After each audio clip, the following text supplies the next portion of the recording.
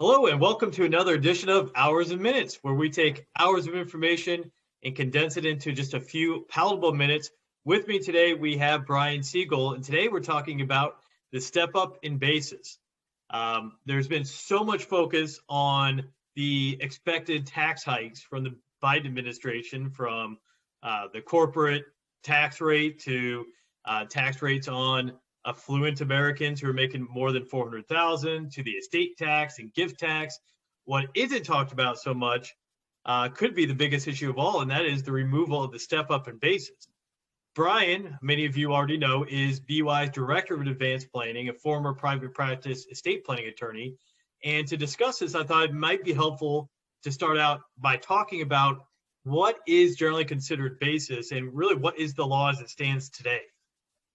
Yeah, and Brant, first of all, just to give a little precursor here, we're not getting political with any of our comments today. It is purely what's out there in the mainstream and what was campaigned on by President Biden. But in terms of what is basis, I'm going to simplify it here, but it really is an investment in an asset. So you can look at a share of stock as an example. If I pay $20 for a share of stock, that's my basis in the stock. So if that stock then rises to $200, your gain there is $180. That's right. And if I sell that asset during my lifetime, let's say I held onto it for 6 months, less than 1 year, and then sold it, then I would actually have to pay ordinary income tax rates on that gain. Whereas if I hold it for at least a year, then it's going to be long-term gain rates, which is going to be much lower. The highest rate would be 20%. Okay. Currently. So as far as estate planning goes, one of the biggest benefits today is the step up in basis at death. Can you explain how that works? Absolutely. Well, so when a client owns an asset and dies with that asset, then there is a step up in basis when it passes on to the heirs of that asset. So that same example, a $20 share of stock that has increased in value to $200 when they pass away. If the heirs turn around and sell that asset when they inherit it, right after they inherit it, then there's no capital gains tax to be paid because their basis was stepped up as of the date of death to whatever the value was on that date of death. So if it was worth $200, they turn around and sell it for $200. Again, there's no capital gains tax that has to be paid. Right. Doesn't sound like much when we're talking about $200 compared to $20, but you add a few zeros on there and it becomes very serious very quickly. And the law as it stands today is quite the benefit. Absolutely. And a lot of people are affected by this, including, yes, shares of stock is one thing, and there could be a large stock portfolio, but also think about real estate. Think about for business owners, a business, that's a capital asset as well. So the stakes can get really high for clients depending on what they own at death.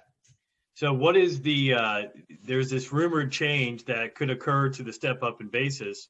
What is that change and how would that impact people in those circumstances? So at this point, it's somewhat vague. It's based on some comments that President Biden made during his campaign some time ago. But the thought is that the step up in basis would be eliminated, that he's viewing it as a tax loophole that is more geared toward the wealthy. And as we're talking about, it does have a much greater bite for those who own much larger, much more significant assets. So the thought is one of two things. Either, number one, the asset would pass to the beneficiaries, and when it passed, it would be subject to that, what I will call the phantom gain at that point in time. Or alternatively, it just passes to the beneficiaries and their new capital gains basis is the same basis that the decedent had. So that's what we call carryover basis. They're carrying over the same basis that the decedent had in that asset. So if there were to be a change in the step up, in the best case scenario, essentially they carry over. In the worst case scenario, they owe tax at death. It's almost like a different form of taxation on the federal estate tax. It is almost like an estate tax, but on all Americans who pass an asset at death, like a capital asset anyway. And also important to note that with the carryover basis, So they wouldn't actually be taxed on it unless they sell the asset. And when I say they, I'm referring to the beneficiary who inherited it. If they turned around and sold the asset 6 months later, well, they'd have to pay capital gains tax on that entire gain with the basis carried over from the decedent. Wow. So in your earlier example, let's say we had an advisor who is working with a client with a stock portfolio. The basis is pretty clear. Sometimes with real estate too, but I would imagine with some business assets and other types of assets, the basis might not be so clear. So do you perceive that to be something that's going to be a problem in the grand scheme? You are pointing to probably the single greatest argument against implementing this kind of elimination of the step up. And that is, it's going to be a realistic nightmare trying to figure out what the basis is in a lot of cases. And I would certainly hope that the government wouldn't force taxpayers to assume a zero basis if they can't prove what it was from the decedent. But if there's an argument against this happening, I think that's what it is that people aren't going to necessarily know what that basis is. And it would create difficulty for the Treasury as well, not just for that individual shareholder or the individual taxpayer who inherited the asset. Got it. So for advisors who are proactive, is it a waiting game right now, or is there something that an advisor can do to help their clients in planning for sort of this contingency? Yeah, so I'm hesitant to tell people to take any significant action at this point in time, only because we've got so much potential tax law changing that we don't know what's coming and what's not.